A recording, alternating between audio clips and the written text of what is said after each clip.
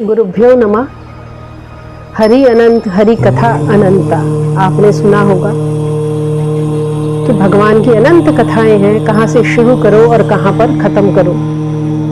भगवान के कई भक्तों की कथाएं आपने अक्सर संतों के मुंह से, साधुओं के मुंह से, गुरुओं के मुंह से सुनी भी होंगी और पढ़ी होंगी। जो कथाएं भगवान के प्रसिद्ध भक्तों की हैं, जिनका चरित्र भक्तमाल में है, या आपने संतों के मुंह से सुना है। आज मेरी कोशिश है कि मैं आपको भगवान के ऐसे भक्तों की कथा जो बहुत ज़्यादा प्रचलन में नहीं है, आपको सुनाऊं, जिससे छोटे छोटे चरित्र भी भगवान के भक्तों के आपके पास आए और आपकी निष्ठा और प्रेम भगवान के प्रति उमड़ पड़े। धन्यवाद। आज मैं आपको एक कथा सुनाती हूँ। एक गांव में भोला नाम का ग्वाला रहता था और वो गांव भर की गायों को और अपनी गायों को लेके चराने जाता था। तो जहां वो रास्ते में जाता था, गौचर जाते हुए, एक साधु की कुटिया पड़ती थी। तो भोला जब उस कुटिया के पास से जाता था तो देखता था कि वहाँ लोग आ रहे हैं, जा रहे हैं, और भोला ने सोचा इतने लोग साधु से मिलने जाते हैं, आते हैं, मैं कुछ और तो नहीं कर सकता, मैं वहाँ पे थोड़ा दूध रख दिया करूँ। अगले दिन से भोला वहाँ पे जाके साधु बाबा के दरवाजे पे दूध रख देता था। जब कई दिनों तक भोला दूध रखता रहा तो साधु बाबा ने एक दिन अपने चेले से पूछा कि बेटा ये दूध रोज रोज कहाँ से आता है। तो चेले ने बताया एक ग्वाला है जो बाहर जब गाय चराने जाता है तो दूध यहाँ रख जाता है। तो बाबा ने कहा कि हम किसी का निःशुल्क सेवा ले रहे हैं, तो उस भोला से कहना कि वो मेरे पास आए, मैं उसे दीक्षा दूंगा, मंत्र दूंगा और मेरे साथ सत्संग करे। यहाँ इतने सारे लोग सत्संग सुनने आते हैं और कोई सेवा करता है, कोई नहीं करता, और भोला तो नित्य हमारी सेवा कर रहा है, मैं उससे बहुत प्रसन्न हूँ। अगले दिन जब भोला वहाँ दूध रखने लगा तो बाबा के चेले ने कहा कि बाबा ने तुमको बुलाया है अंदर।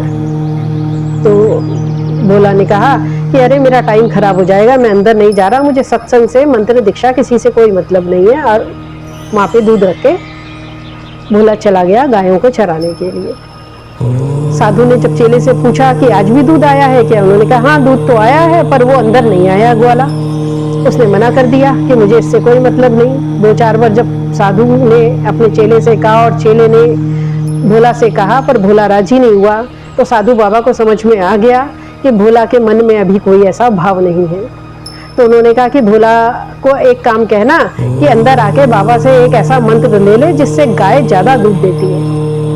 अब अगले दिन जब भोला दूध रखने आया तो बाबा के चेले ने उससे कहा कि भोला, बाबा ने आज तुम्हें बुलाया है, कह रहे थे तुम्हें एक ऐसा मंत्र दे देंगे जिससे गाय ज्यादा दूध देती है। जब भोला ने ये बात सुनी तो भोला बड़ा खुश हुआ, क्योंकि उसे तो गाय और गायों के दूध के अलावा कुछ और जानता भी नहीं था। तो बाबा के पास चला गया। बाबा ने जब भोला से बात करी तो समझ गए ये बिल्कुल भोला भाला है और इसे किसी चीज की लालसा नहीं है।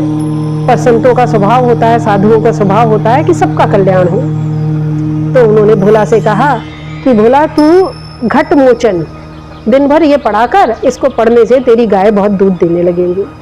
अब भोला तो जानता नहीं था, उसने राम कृष्ण और ये सब सुना था, पर घट मोचन कभी सुना नहीं था।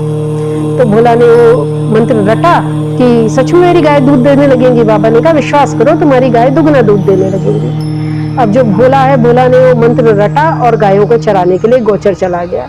जब गाय चरने लगी तो भोला ने अपना जो भी खाना पीना लाया था खाया और एक पत्थर पे बैठकर भगवान का नाम जपने की तैयारी करने लगा। पर भोला को याद ही नहीं आया कि बाबा ने कौन सा नाम दिया था। अब जो भोला है वो घट मोचन तो भूल गया, वहां पर बैठ के ठग मोचन ठग मोचन ठग मोचन जपने लगा। इधर क्या हुआ, जब वो ठग मोचन जपने लगा तो उधर विष्णु भगवान और माँ लक्ष्मी जी उनके पैर दबा रही थी क्षीर सागर में, और विष्णु भगवान एकदम से हंस पड़े जोर से। तो लक्ष्मी जी ने जैसे ही विष्णु भगवान को इतनी बुरी तरीके से हंसते देखा तो बोली क्या बात प्रभु, अनायास आए आप इस तरीके से क्यों हंस दिए, अभी तो ऐसी कोई बात भी नहीं हुई। तो विष्णु भगवान ने कहा कि कुछ बात नहीं हुई, मेरा एक भक्त मुझे याद कर रहा है इसलिए मुझे हंसी आ गई। तो उन्होंने कहा अगर भक्त याद कर रहा है तो उसमें हंसी की क्या बात है, क्या उसने मेरा एक पुराना नाम ले लिया और मुझे वो सारी बातें याद आ गई तो मैं हंस दिया। तो लक्ष्मी जी ने कहा कौन है वो भक्त? तो विष्णु भगवान ने कहा मैं देखना चाहती हूँ। तो जब लक्ष्मी जी जाने लगी तो भगवान विष्णु ने कहा मैं भी चलता हूँ। तो जब वहां उसके पास गए, जाने लगे, गोचर में जब भगवान विष्णु थे वो एक पेड़ के पीछे छुप गए। लक्ष्मी जी ने कहा मैं परीक्षा लूंगी कि आपका नाम ले रहा है कि नहीं ले रहा। और लक्ष्मी जी एक ग्वालन का रूप धरकर भोला के सामने चली गई। अब जो भोला था वहां रट रहा था ठग मोचन ठग मोचन ठग मोचन। लक्ष्मी जी ने सुना, लक्ष्मी जी को बहुत गुस्सा आया। लक्ष्मी जी भागकर दोबारा विष्णु भगवान के पास गई, पेड़ के पास।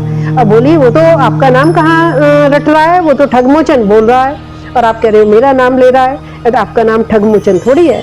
भगवान ने कहा नहीं, एक बार जब मैं कृष्ण अवतार था मेरा, तब मैं जब मक्खन चुरा रहा था तो एक गोपी ने मुझसे कहा था कि तुम बहुत ठगमोचन हो, तो उस दिन मेरा नाम ठगमोचन भी पड़ गया था और आज इस मेरे भक्त ने मुझे वही बात याद दिला दी, इसलिए मैं हंस पड़ा।